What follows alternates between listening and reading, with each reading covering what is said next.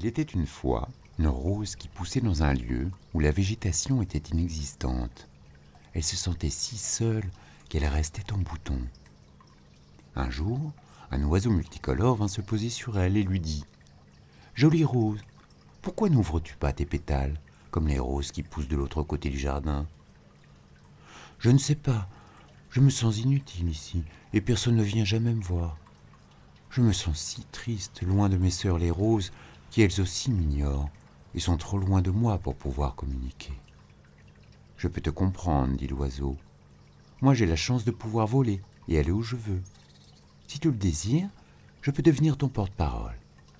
Je délivrerai tes messages à tes sœurs et viendrai t'en donner les réponses en chantant auprès de toi.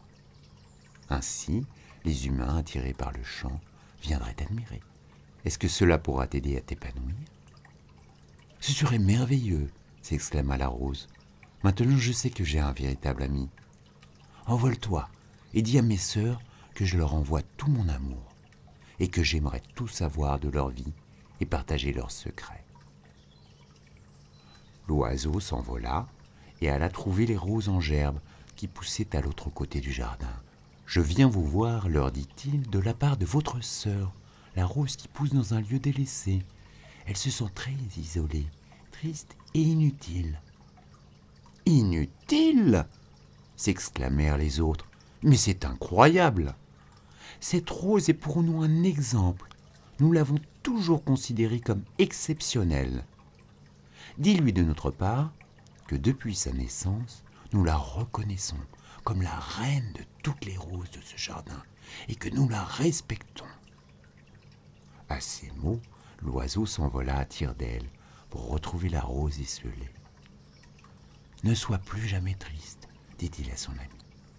Sais-tu que pour tes sœurs, tu es unique. C'est exceptionnel que tu aies pu pousser ici.